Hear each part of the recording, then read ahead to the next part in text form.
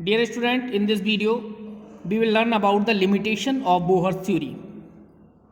तो Bohr's theory could successfully explain the spectrum of hydrogen atom. हमने देखा कि जो बोहर्स थ्योरी है वो सक्सेसफुली एक्सप्लेन कर रही थी किसको, स्पेक्ट्रम ऑफ हाइड्रोजन एटम को.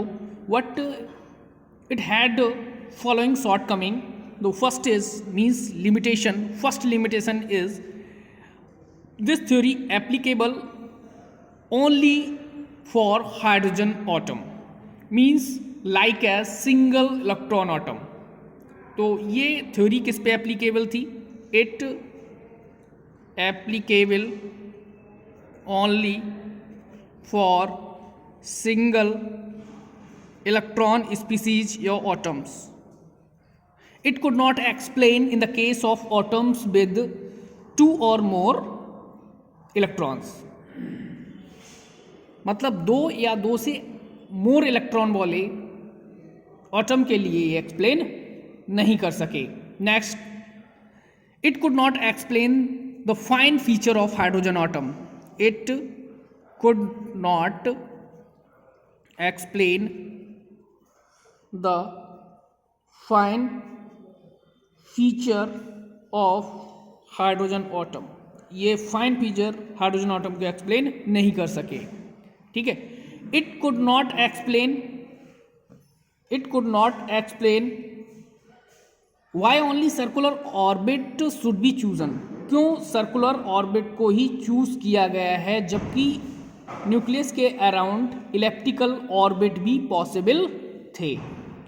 Next, fourth, electron exhibits wave property also.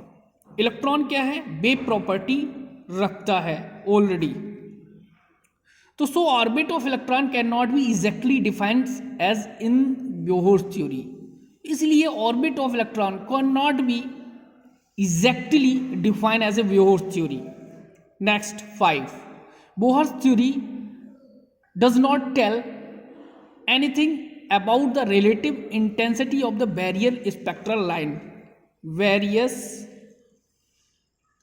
Spectral lines.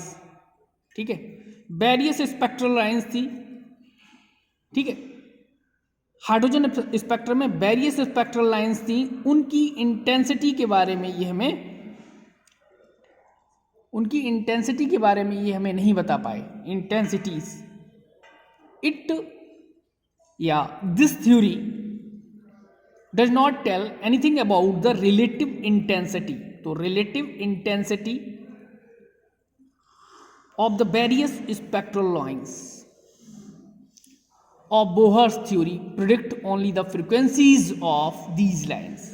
क्योंकि इनकी relative intensity के बारे में ये हमें नहीं बता सके और इन्होंने इसकी सिर्फ frequencies को बताया था. किसको बताया था? frequencies को बताया था. ठीक है. Next and last point, number 6, it does not explain the splitting of the spectral lines in magnetic field or in electric field.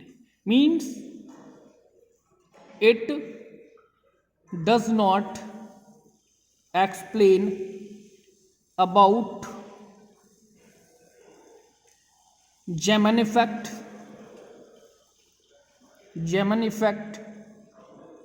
and historic effect